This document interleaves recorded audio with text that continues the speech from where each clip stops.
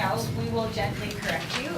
So this is a place where you can get these kinds of things wrong. I think sometimes when we're talking about these kinds of definitions, it can get really heated and it can feel really personal. But this is a place where it's okay to make mistakes about what this stuff means.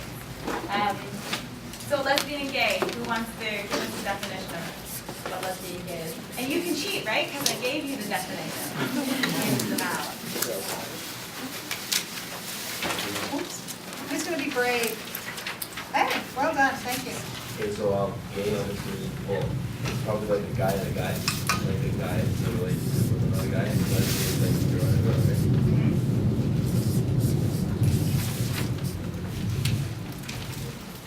Anybody come up with anything different?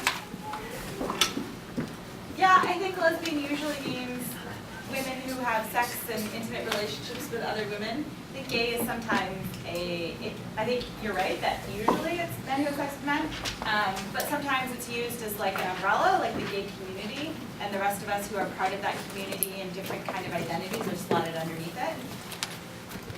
I think also it doesn't necessarily mean that it's a woman who has sex with a woman or a man who has sex with a man. It's also about how you identify. You may not actually be having sex with anybody at all, or you may be having sex with a variety of people.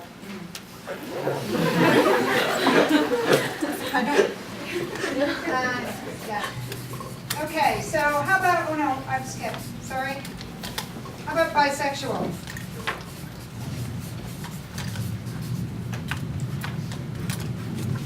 So basically, people who like either same sex or opposite sex.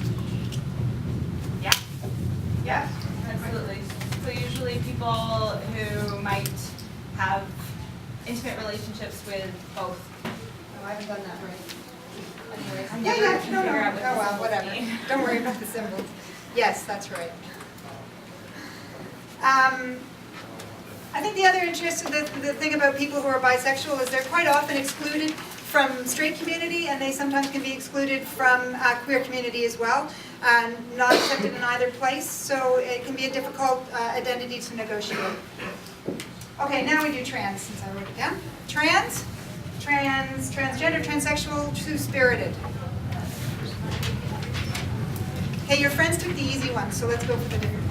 It applies like some sort of transition, so like an M2F is like someone who is like transition genders from like male to female, and like F2M is like the opposite. But there's some like trans people that don't like fall under like either gender spectrum. Did you get that from the sheet? No, my best Okay. friend. Yeah, good job. Yeah. Totally. So exactly. So some trans people might transition from being female to male, and some might go the opposite way, and some might never make what many people would assume is the full transition. So some people might be comfortable, in the middle. So they might, be born and identify as female, and then transition to a certain point, and they might not appear to be totally male or totally female to the wider population, but they identify with a particular, gender pronoun, so they're male or they're female. And so what we say about this is that it's up to people to decide for themselves what their gender identity is.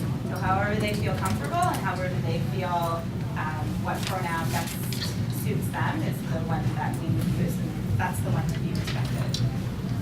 And there's kind of a difference between transgender, transsexual, and two-spirited. Does anybody feel comfortable speaking to that? Have you come across the term two-spirited before?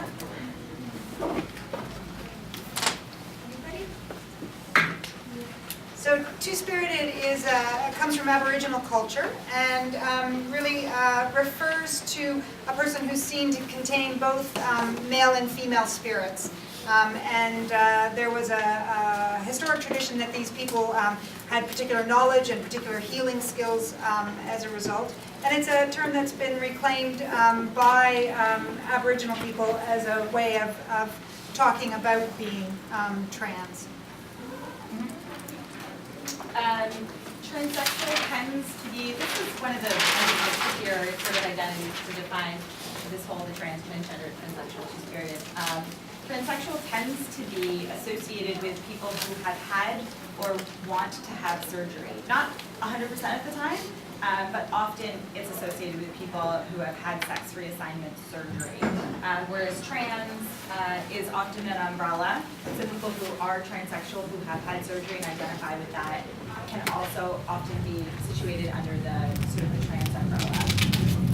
The trans identities are tricky and slippery, and so is gender, so that's why they're a bit difficult to kind of nail down in the definition. Intersex? Come across that term before?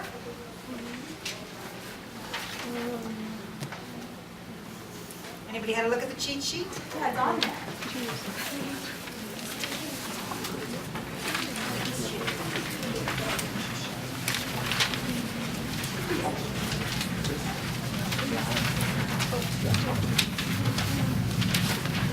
So intersex usually, well, traditionally or in the past was referred to as hermaphroditism.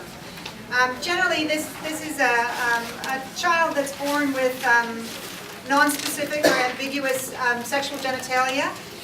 In the past, the doctors would make a decision about how to assign sex. Sarah Marnie can tell you a little bit about how that was. Well, not from experience. Often then those people felt that they were a female living in a male body or a male living in a female body because the incorrect sex had been assigned at birth. There is a movement in the UK now for parents to ask for children not to have a physical genital sex assigned so that the child can actually grow up and decide if they choose to be male or female or perhaps choose not to be identified in that kind of way. So when babies are born, there's criteria that physicians look at in order to assign them a gender. And so you would think that it was really easy, right? That you could look at a baby and you could be like, this baby is a girl and this baby is a boy. But sometimes it's more difficult than you would think.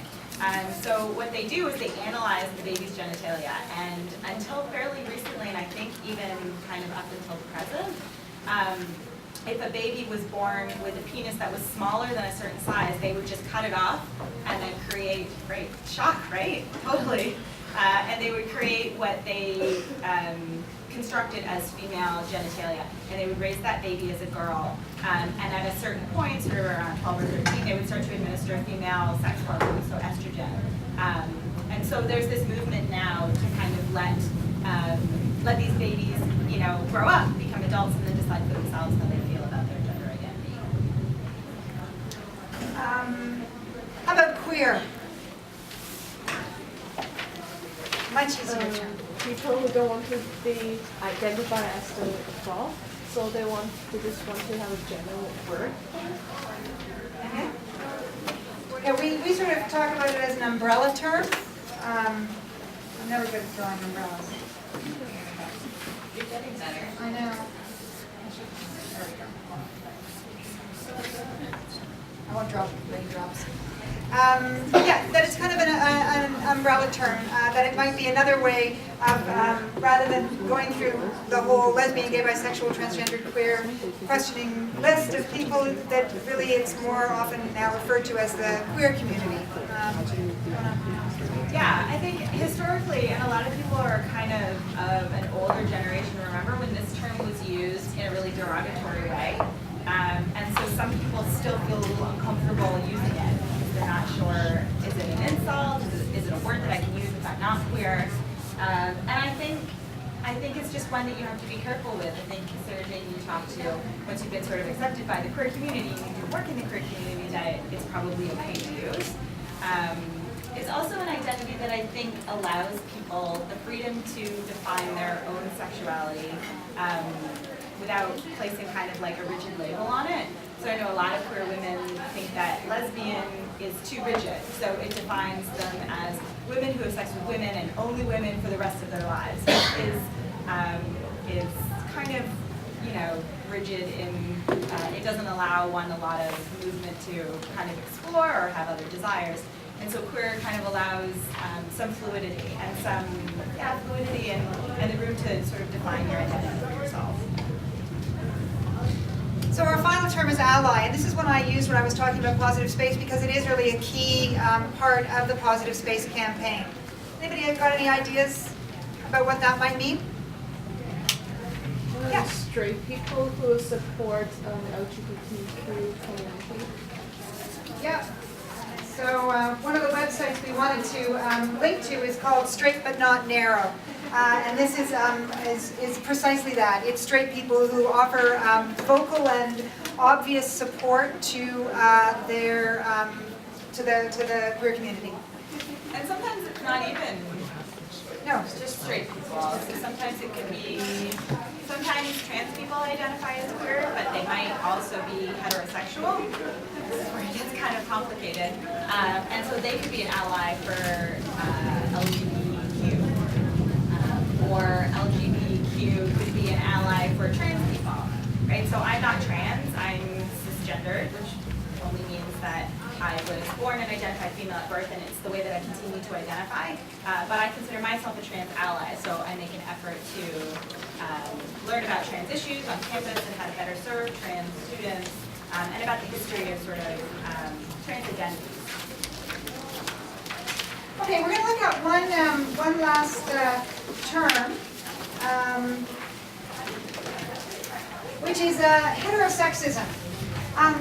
I think many of you will be very aware of the term homophobia and how that refers to really obvious examples of discrimination or hatred towards people who are gay and lesbian. And it can be done quite casually in some of the language that we use, or some of the language that we might hear in the playground when kids say to another kid, "That's so gay," or "You're such a dyke," or any of these things where we could point at it and say, you know, that's a pretty homophobic way to speak to somebody. Heterosexism is something that's a lot more covert, and it's one of the key things that we focus on at Positive Space.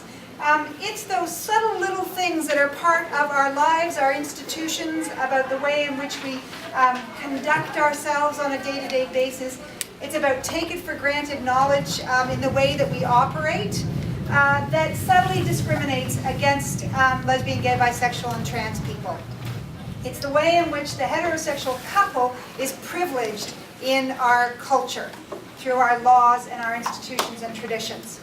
So we've given you the heterosexual privilege checklist, and you might just want to have a quick read of it and maybe talk to your neighbor about one of the points there that leaps out at you and makes you actually think about this idea of heterosexual privilege.